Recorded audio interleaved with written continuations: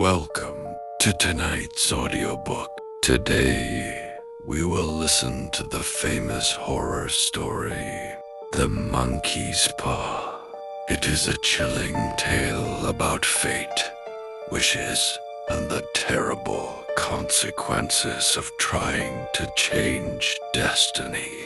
Turn down the lights, relax, and let the story begin. On a cold and stormy night, the White family sat together in their small house. Outside, the wind blew fiercely and rain struck the windows. Inside, the room was warm and comfortable. Mr. White and his son Herbert were playing chess while Mrs. White sat nearby watching them. "You're going to lose again," Herbert said with a smile. Mr. White shook his head. "Nonsense," he replied. Just then there was a loud knock at the door. "That must be Sergeant Major Morris," Mr. White said. He hurried to open the door. A tall man entered the room, bringing with him the cold air and rain. Sergei and Mahor. Morris had traveled far and had many strange stories from distant lands. After dinner, they sat near the fire while Morris spoke about, in the end, the strange things he had seen there. Suddenly, he reached into his pocket and pulled out a small, shriveled object. It looked like a dried animal paw. "A monkey's paw," he said quietly. Mr. White looked curious. "What is special about it, eh?" "Ask it." Maurice stared at the fire before answering. "An old fakir placed a spell on it," he explained. "He wanted to prove that fate rules people's lives, and that those who try to change it will suffer. Epause. Pause. The paw grants 3 wishes. 2, 3 different people. The room grew quiet. Herbert laughed nervously. "Have you made your wishes?"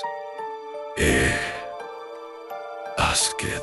"Yes," Maurice said slowly. "And were they granted?" Mr. White asked. "Yes," Morris replied. "And did things turn out well?" Herbert asked. Maurice shook his head. Slowly he threw the paw into the fire. Mr. White quickly reached forward and grabbed it before it burned. "If you don't want it, Maurice," he said, "give it to me." Maurice looked uneasy. "I warned you," he said. "Be careful what you wish for." The first wish. Later that night, the White family sat around the fire looking at the strange object. "Well," Herbert said jokingly, "why don't you wish for something?" Mr. White thought for a moment. "I suppose we could use some money," he said. "How much?" "Much?" Herbert asked. Mr. White laughed. £200 would pay off the house. He held the paw in his hand and said firmly, "I wish for £200. Suddenly he cried out. The paw moved. It twisted slightly in his hand, like a living thing, but nothing else happened. They laughed nervously and went to bed. The next day, the following afternoon, Mrs. White was sewing while Herbert prepared to leave for work at the factory. "You'll see," Herbert joked. "The money will fall from the sky and hit you on the head." Mrs. White laughed. "Be careful," she said. But Herbert waved goodbye and left the house. Hours later, there was another knock at the door. Mrs. White opened it. A man stood there wearing a formal suit. He looked uncomfortable. "I come from the factory," he said slowly. Mrs. White's face turned pale. "What happened?" Sihaskit. Sihaskit. "There was an accident," the man said quietly. "Your son was caught in the machinery." Mrs. White cried out. He died."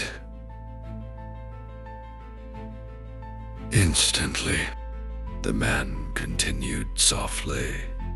"The company wishes to offer compensation for your loss." Mr. White stared at him. "How much?" he asked weakly. The man hesitated. £200. Mr. White dropped the monkey's paw in horror. The second wish. Days passed. The house became silent and empty. One night, Mrs. White suddenly jumped up from her chair. "Te, paw, secret. We still have 2 wishes left." Mr. White looked terrified. "No," he whispered. "It brought us nothing but misery. But we can wish Herbert back," she said desperately. She forced the paw into his hand. Mr. White trembled with fear, but his wife insisted. Finally, he raised the paw and whispered, "I wish my son alive." Again, nothing happened, but outside the wind howled louder. Hours passed. Then there was a knock at the door. Slow, heavy, heavy, heavy. Mrs. White gasped. "It's Herbert." Secret. She ran to the door. Mr. White grabbed her arm. "Don't open it. It's out there. He is out there." But she struggled to reach the door. The knocking grew louder. Slow, heavy, as if something terrible stood outside. Mrs. White tried to open the locks, but her hands trembled. Meanwhile, Mr. White searched the floor desperately for the paw. The knocking became violent. The door shook. Mrs. White screamed with joy. "I'm coming, Herbert." Just as her hand reached the final lock, Mr. White found the paw. With a cry of terror, he made his final wish. "I wish for everything to be as it was before." Suddenly, the knocking stopped. The wind blew quietly outside. Mrs. White opened the door, but the road outside was empty. Otro. And that is the end of the chilling story. The Monkey's Paw. A reminder that fate cannot always be changed, and that wishes may come with terrible consequences. Thank you for listening.